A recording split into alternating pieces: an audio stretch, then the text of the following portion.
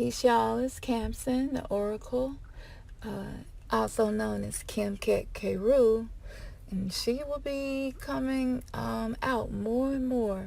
2020 is going to be a lot of Kim Ket Keru, and for you all that don't know, through a meditation, I found out that that's my soul name, actually. And if you want to do that meditation, it's in our playlist, Relax, Meditate, Visualize 2. That particular meditation to learn your soul name is in there. First, I want to get into some of the information we wanted to bring to you all about the full moon in Aries. I'm a little under weather right now. I've spent the last almost 2 weeks doctoring on everybody that came down with all kinds of different things in the house, and it's been wear and tear on me. But I'm okay, and I'm going to take care of me. I definitely cannot be teaching about self-love, and I'm not taking care of myself. So I'm going to do that. But I also want to make sure that I'm fulfilling my commitments, being called as I have been. And so, I'm going to give a little bit about the full moon in Aries, some good stuff, some stuff you probably will not hear anywhere else. And then I'm sure Ernest will come on and add whatever he wants to add. He always has some really good stuff, and he helps me a whole lot to bring these things to you all. So I'm very grateful for that. So I'm sure he'll have some very powerful things to add to this as well. First of all, I want to give you all a breakdown of this planetary energy and the impact. And then we have some rituals, ceremonies. We have some activities for you to do so that you can capitalize on this very, very high energy that's going to help us to set things in motion for 2020. So the full moon in Aries, the Aries represents the self, the way you identify the self, okay? The sun is in Libra right now. Libra represents others and partnerships. And both of these are cardinals, and they're on the complete opposite side of each other, okay?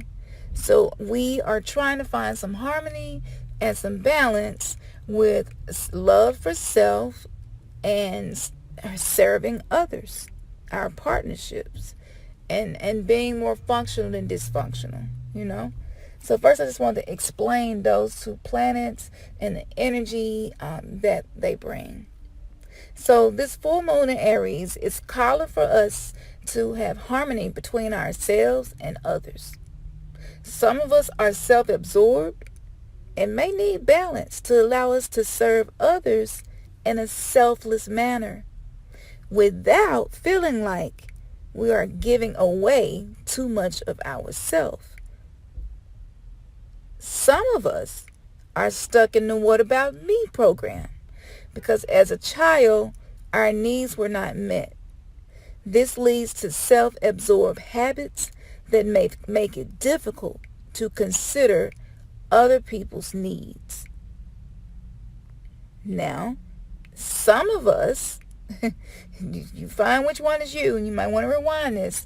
I highly recommend you taking notes for this particular one, because the information that came through is noteworthy, and it is going to be one of the most powerful resources that you will be able to use from now and up. Okay? So, let me get back into that. I feel like I almost need to read that again to y'all because it's short, but it's deep and jam-packed. So I feel like I need to read that again. So let me read that again. So, because the moon and the sun position is calling for us to have harmony between ourselves and others, I want to give you all something that will help you pinpoint which is you. Some of us are self-absorbed and may need balance to allow us to serve others in a selfless manner without feeling like we're giving away too much of ourselves. And that's oftentimes what happens. Okay? People who have the energetic signature being self-absorbed, when they do something to serve others, it often comes with a feeling of giving away too much of themselves. Sometimes it manifests as resentment later on, with feeling like I just always do for people and I don't never think about myself. You know, it may give us that feeling. So let's see. Okay, so here's the next group of people. Again, you listen to this and seeing which one is you. So some of us are stuck in the "what about me" program, because as a child, our needs were not met. This leads to the self-absorbed habits that make it difficult for us to consider other people's needs. Okay? So all that is connected. Now this is the next group of souls and the process of awakening and healing and purging that we are going through. So some of us are too absorbed with the needs of others to the point of not meeting our own needs. This is often the result of a narcissistic parent or a spouse that required people, or you, persons, to sacrifice their own needs just to keep them happy or keep peace in the house. This is also called codependency.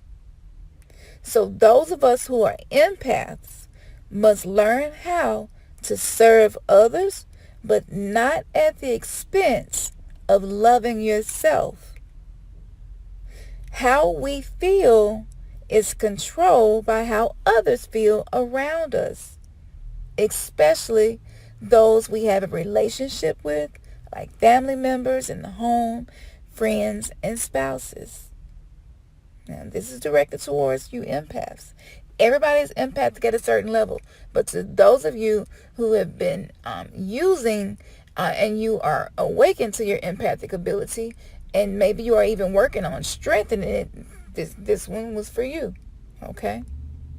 So this planetary alignment has heightened our emotions to the max. If we use this energy to self-reflect, we will not use this energy to project negative emotions onto others and to deflect when we are triggered.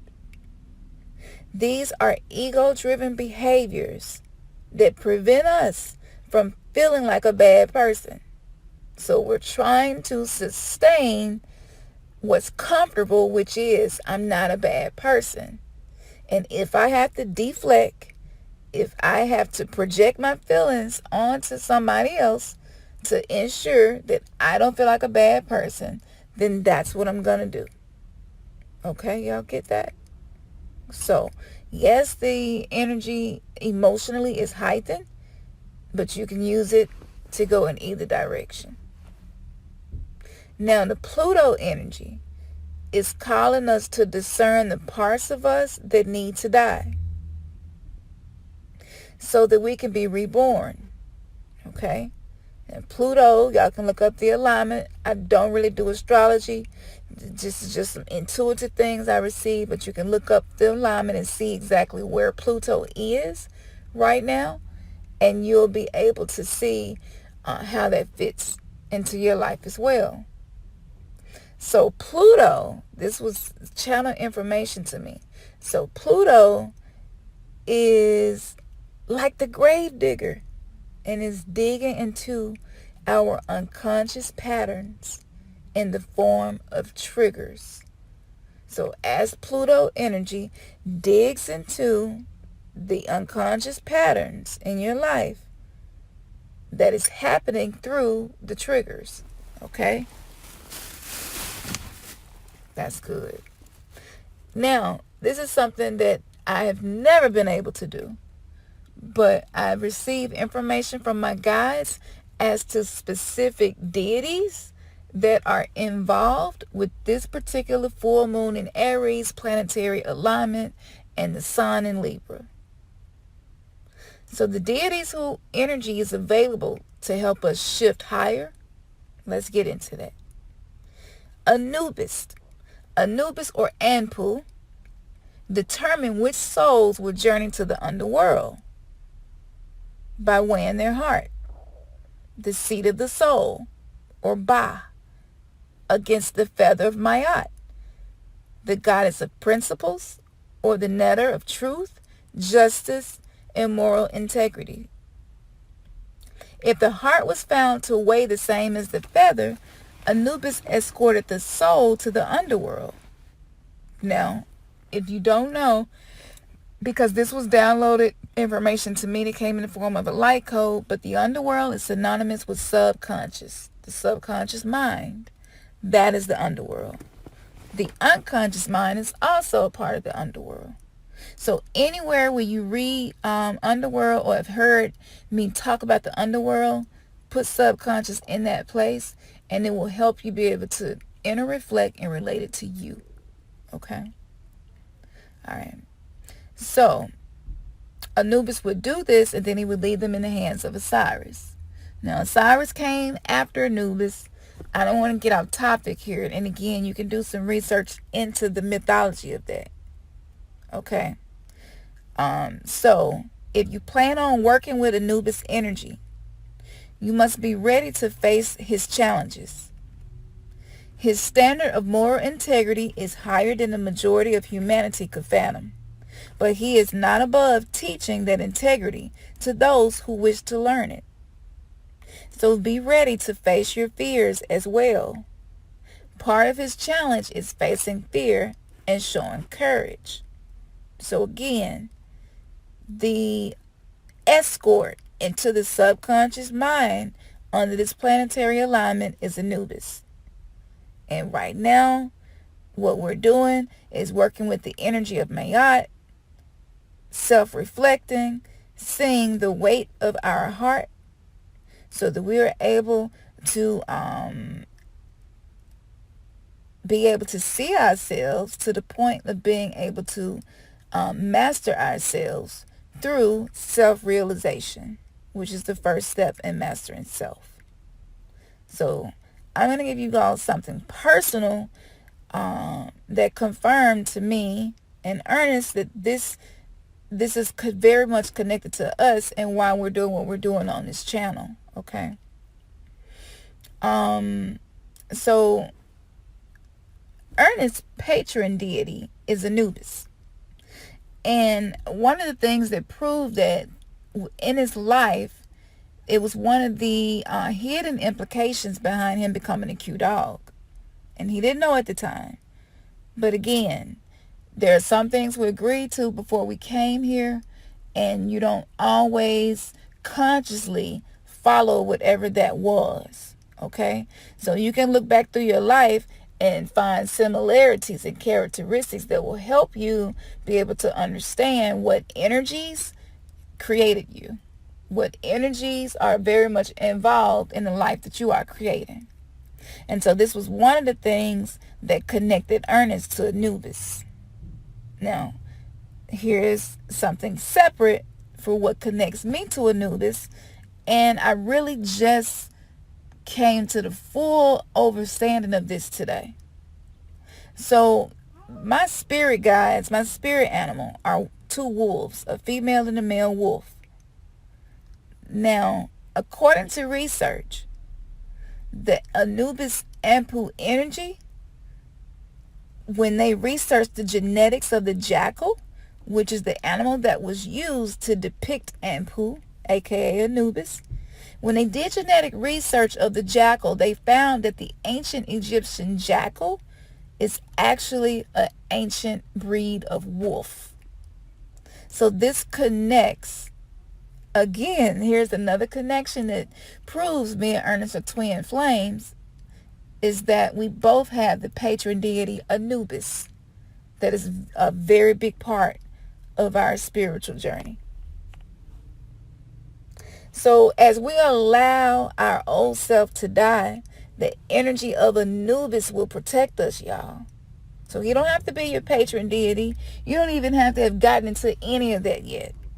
These are just mythological stories depicting energy. That's it. So even though you may not have some stories that connect you to what I just shared, it doesn't mean that you cannot tap into this energy. Okay. So Anubis escorts the dead. So as the Egyptian god responsible for protecting the dead, many prayers to Anubis were carved into the tombs. Anubis held this role until Osiris gained popularity and took it over. Anubis was the guardian of the scales used to weigh the hearts of dead souls. So as we are awakening from being the walking dead, coming out of our tombs, Anubis energy is guarding us. The scales represent Maat, and Maat is symbolic to the Libra zodiac. So the deities associated with the planetary alignment is Anubis protecting Maat as we weigh our scales using self-reflection and shadow work. Ain't that beautiful, y'all? Oh my goodness. That's so, man, that's incredible. That is incredible.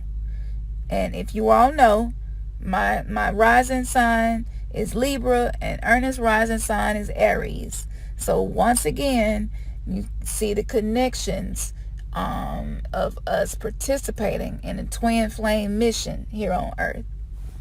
It's just, you can't make this stuff up. I didn't even go looking for this. This just came up in me doing the research for the show. Okay, so we have some activities for the full moon in Aries we're going to share with you guys as well. I may get back into some more stuff, but for right now, we're going to talk about the activities. And then if there's more information to channel, I'll channel that. Okay. So a few days ago, Isis gave me a message about dying and letting things die. And I did make a post in the community section on our channel, so go check it out if you missed it. I also recorded a video about it, but I wasn't quite sure if it was something if it was the right time for me to share it. My guides had not confirmed that to me. Now that I've gotten all of this research done and this information, I see that the message that I recorded when I went walking in the woods the other day is absolutely for now. So I'm going to make sure that we post that as well. And it's a lot of light codes in there. So here go your notes. So the activities we're giving you all is a 21-day commitment to shift closer to being your best self, aka your higher self.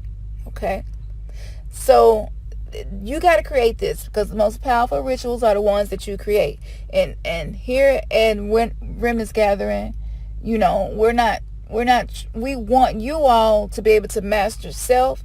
And if there's anything that we do that you're not able to do, we want you all to be able to do it and even surpass what we can do. That's what it's all about here. Empowering each other and building each other up, and not creating codependent spiritual relationships, but being actual family, a functional family that helps each other. Okay? So create your own ritual, but I'll give you some examples to just help get you going. So example for some of you may be a physical commitment to eating healthier, working out. For some of you, it may be a financial commitment to resist overspending and to do better with saving your money. For some of you, it may be in the area of relationships, that you notice that maybe that you are sometimes self-absorbed and not as sympathetic to the feelings and needs of those that you love. 21-day commitment. The reason I was given the 21 days, of course, y'all know it takes 21 days to break a habit. So when Isis gave this to me and asked me to make a 21-day commitment, that was the purpose of it.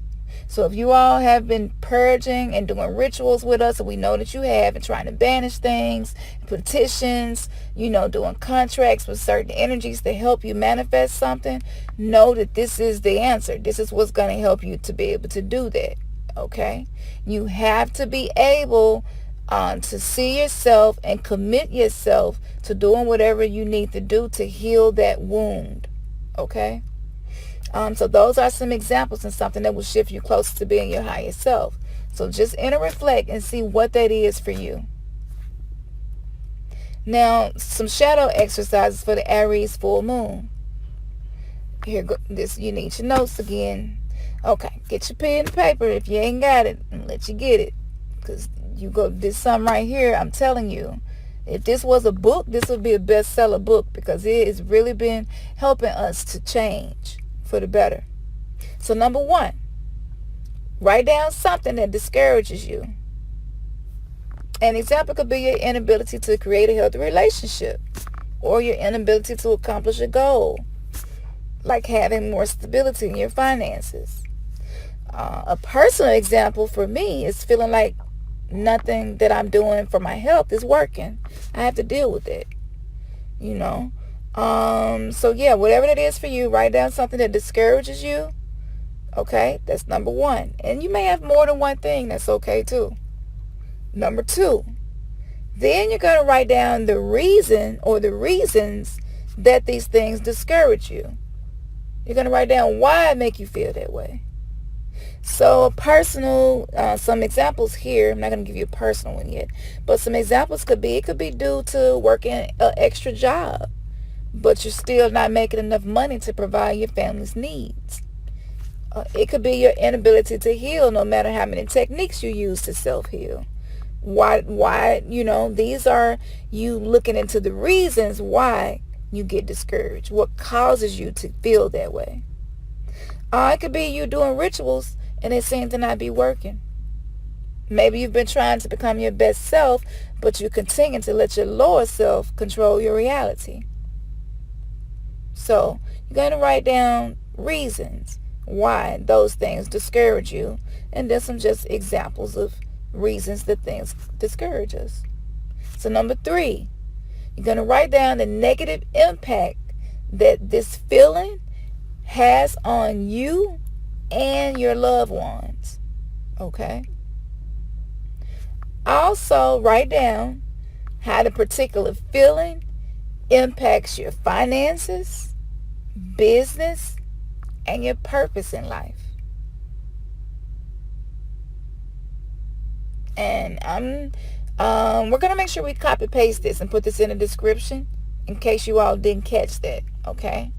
So I'm just going through it now, but it will be in the description for you to go back so that if it's something that you missed. Okay?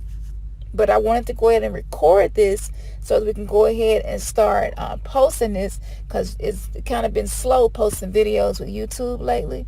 And so we wanted to go ahead and to record this. So that's why I'm not stopping and taking a lot of time on each thing. We will put it in the description. So an example of how it impacts those areas of your life could be like, I struggle with feeling like I can't do enough for my children. So the impact on the children as a result of this is me teaching them lack. I'm subconsciously programming them to never feel like they good enough and they can never do enough. And sometimes that'll cause me to project that onto them, and I'll say I'm disciplining them, but within me disciplining them, I am making them feel like they're not enough and they're not good enough. And so it's just me being aware of that and just fine-tuning myself so that I am not teaching them this programming that's subconscious with my own subconscious programming that's not healthy. Okay. Now, this could cause them to have a deflated sense of self, a deflated self-confidence within themselves. This could also lead to complacency and procrastination, because not being enough is painful. So I'll just avoid doing things that might end in failure. If I don't believe the knowledge of herbs isn't enough, then I'll stop making tinctures. And that'll be due to me not believing that I know enough to create something that actually help me and help them. I might even begin to think my herbal remedies will cause harm to the family due to my lack of confidence in what I've learned up to this point. So that's a personal thing for me, that the plutonian energy dug up out of the grave and brought it to the surface. So number 4, you're going to write down the effects. Write down the effects that you will have if you continue on to this path and do not change. An example of that would be, if I continue to feel like I'm not good enough, I'll forfeit any of my blessings that are waiting for me to get in alignment to receive manifestation. So number 4, you're going to write down the effects if you continue on the path that you are on, being how you are in the shadow aspects. Okay, you're going to write down the effects in the future if you continue and do not change. Now, an example, if I continue feeling like I'm not good enough spiritually, I am forfeiting any blessings that are already ready for me to receive, to get in alignment to receive the manifestation. So if I'm trying to manifest something, but I'm not in alignment with source because I feel like I'm not good enough, I am forfeiting my own blessings. I am forfeiting my own desires of my heart manifesting. I'm getting in my own way by feeling like I'm not good enough. And the way that I heal that, of course, is with self-love, with affirmations, mantras, just building yourself up and writing down the things that you do well, the accomplishments, and not just like at work. I mean accomplishments like people you didn't help. You know what I'm saying? The fact that when people need advice, they call you. And those are accomplishments. That's something to be proud of, you know? So yeah, for me, that's a personal example for me. If I continue on that path, then the future blessings that would be manifesting in my life go get forfeited because I'm not in alignment with the vibration of those things that I desire to manifest. So my attempts to manifest consciously will lead to manifestation of more chaos and more lack. Remember, the energy you put out is the only energy that returns to you. So vibration will meet you exactly where you are. If your vibration is high, then your higher self can be revealed to you because you're on the same page, aka vibration. Okay. Number 5, write down the potentials of what your life would be if you believed you were enough. So you're going to take it and flip it. You know, self-realization, the spiritual awakening is about dealing with both sides of the coin, dealing with light and dark. So let's take that and flip it and see if I begin changing, if I begin the process of change, of being reborn and letting these things die, what potentials await me if I begin to believe I am enough? If that's your example. That may not be your example. Your example may be something different. But just reverse whatever you wrote down. Okay? So what would your life become if you step into that higher self and step out of these patterns that you have that do not serve you? Okay? And you're going to do that in every area of life. You're going to write down the potential that awaits you in your relationship area, the potential that awaits you in your finances, the potential that awaits you in your purpose in life, the potential that awaits you in business or career, the potentials that await you in your health, and the potentials that await you in the legacy you will leave for your children. Okay? So again, this will be in the description if I went too fast. Now, We're going to put a link in the description as well. Miss Blue, I don't know if y'all know Miss Blue. She's known as Blue Raspberry on YouTube. And Miss Blue, man, Miss Blue was around back when Bobby Hemmett, Panic, Dr. Bay. Like, she definitely, to me, I would consider her to be an elder in the conscious community. We're going to put a link in the description of a video that she did about how to be rich. And it was really, really good. And it felt like that message, I was led to that message because of the planetary alignment. So that let me know that under this energy, a lot of us are going to have better strategies and better ways of having wealth and abundance. And so what she gave out was phenomenal, and it was short and to the point. And the link that we're posting, I think, is on Masterly Foolish channel. Shout out to Masterly Foolish. You always show us love. We appreciate you. Check out his channel if y'all hadn't checked out the channel. But yeah, the link we go share is on his channel, but he also has the full lecture, the full podcast of Miss Blue in the description box. Because I think he just did like a short version of it that covered that whole section of how to be rich. Okay. Now, the next assignment for this particular planetary alignment is what needs to die. Okay. So again, when I was walking through the woods, Isis kept talking to me about death. And I was like, why are you talking to me about death so much? And it was so much, I went ahead and recorded it. So again, I'm going to post that. So the question you need to ask yourself is, what needs to die? So let me give you all a little bit, help you be able to come up with your answers. So generational curses that you see in yourself that need to die, that would definitely be one of the things. For me, it's anxiety, rushing, and being judgmental. I also have a tendency to throw out clues to what I need instead of just asking for what I need. So I'll say, I'm so tired, I'm in so much pain today, I hope I had strength to wash the laundry. Instead, I should just ask somebody to help me wash the laundry, especially if it's somebody here who can help me. So I also have the tendency to find something outside of myself to make me feel relief. And it's usually a substance, whether it's a herbal tea or herb or my anxiety medication. I'm not to a point where I've been able to stop all of my medications. They have been decreased. But self-love is me being in self-acceptance and not being judgmental of myself and beating myself up about that, because all of this is a process. None of this is an overnight thing. And so just day by day, I'll acknowledge that, and I'll try to find other ways to manage the anxiety that I experience. Okay. So this is an emotional attribute that was passed down in my generational bloodline and must die.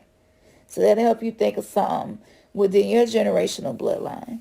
And it's really good to tap into whatever the emotional attributes are that pass down that aren't good for you.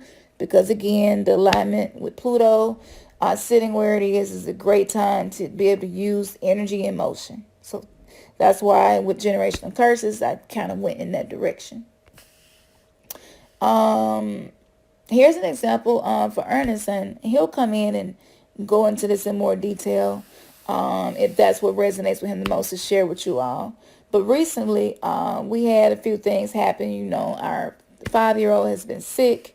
And so that increases tension in the house. Whenever you have a sick child, it's going to increase the tension in the house. Sometimes it makes you worried and concerned, you know, all of that. I mean, that's just normal, you know. But what we realize that Ernest, what needs to die, he needs to let go of his refusal to give affection. It would benefit him to let that go, to let that die. Sometimes he refuses to give affection if he feels like it's motivated by something that don't make sense to him or is not deserved. An example would be he picked up our grandson, and then our daughter asked him to pick her up, and he told her no. And it was because the only reason she wanted to be picked up was because our grandson was picked up. But in hindsight, that's not a reason to refuse to give affection. you know. That's a generational program in the emotions, because he didn't always get his needs met in the area of affection. And some of the things that our oldest son, some of his attributes that we see, we know is a direct result of affection, resistance to affection. And sometimes it's hard for him to receive affection as well. And so this is just a shadow area that, thanks to the plutonian energy, grave dug up and brought to the surface. So maybe though our personal examples will help you all to come up with yours. Using this time to deeply reflect all aspects of emotional release is vital. As already stated, not working through these emotional and psychological issues now will cause perpetual stagnation. This is the phase to shift into the best version of yourself, requiring the utmost patience and resilience. I can say that again. This is the time, especially to shift into becoming your best version of yourself. And like everything, it requires the utmost patience and resilience for you to see some change.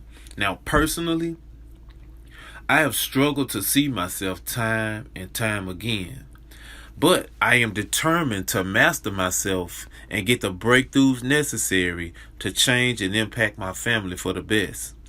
Now, my inability to not see myself in the aftermath of said tendencies brings frustration with a side of depression. And this is from these different episodes. However, the patterns and tendencies that have plagued my life have autonomously been programmed through the lack of receiving affection and it being healthily demonstrated before me in my upbringing. From the subconscious, I consistently think about myself or self-gratification before considering others in the most non-serving way. In other words, it is not beneficial how I consider myself first in these particular moments. Now, just tonight, even as I was typing this, instance occurred, and I just want to inject it in there. Another instance of me thinking of myself, but it was 15 seconds later when I realized, hey, man, I just did it again. I was definitely being self-absorbed and thinking only of myself in this instance. And so I gotta celebrate. So yes, the fact that I was able to catch this moments after it occurred is a sign of continual growth. And so I'm so grateful and appreciative that even though I do have these tendencies and patterns that I do not like, and I'm working to improve in these areas as it is integrated. I got, we have to celebrate these victories, just like we get down on ourselves when we do the opposite. Hey, when you do something that is showing some signs of life and some signs of progress, you got to celebrate it. And so I celebrate it. And celebrating it is just as simple as I pat myself on the back, saying yes with a fist pump. Continuing though, that in itself, again, me realizing that it is not beneficial when I consider myself more than others, or consider myself first rather than others, is a reflection of how much I have been cold and disconnected from being able to display affection, simply because in my mind I will not allow myself to be used and not thought of by always putting others first. This, I find, is an internal fear that is a result of my affection issues. So now this default defense mechanism is wrong and totally unnecessary and is an emotional handicap. Time to release it and be healed emotionally is what I'm saying to myself. Now, another instance that stems from the bigger issue is me learning of this mindset pattern of nothing works for me. I tend to let that emerge from time to time and get in a low vibrational place in thinking and feeling like, man, none of the stuff that I try works for me. Now, the gremlins of this mindset repeatedly poke at me like, look, you're still in the same cycle of your past. And so I have to constantly hear that. You're still in the same cycle of the past. The same financial patterns of lack. The same type of romantic relationship issues. Struggling to blend the family. And then having stagnant business practices. Now, as Cam and I normally do, we address our problems. The idea came forward for us to journal specifically the effects of this nothing, quote, nothing works for me thought pattern. Now, so first I asked that question, why do I feel nothing works for me? Why do I really get that feeling like nothing works for me? Number two, how does feeling this way affect her? What type of impact does me having this feeling of nothing works for me, how does it affect her? Because it all comes from a lack, a contract of lack, a draining, depressing, heavy place. How does thinking this way affect my children? That's like passing that down, subliminally passing down this behavior. And so just by the lack of positive example in nurture, they're getting a negative look, or they're getting an unfavorable look. And then lastly, how does this mindset affect me in business? And so answering these questions remove that heavy, low vibrational energy out of my vortex and give me and continually gives me peace of mind. And so as we move forward and continue to look at ourselves as it relates to this full moon in Aries, definitely I'm tapping in. I'm tapping in. We're tapping in, and we're going as deep as we can to uproot. Man, and when I say uproot, I'm talking about like to the core. These roots go to the core because basically they're attached to our childhood. And we've just added layers upon layers upon layers upon layers of programming from the learned behaviors. And so you are not alone, but we can and we will get through this. So just want you to know, as always, to continue to look at yourself. Look at yourself more thoroughly than you may have ever before. But just remember that nothing will happen unless you do it. You do the work. It's just like Nike. Just do it. The only way that you're going to see change is by you doing the work. So I just want to say, as always, we holding virtual hands with y'all. Remember, your third eye has just been kissed. Peace.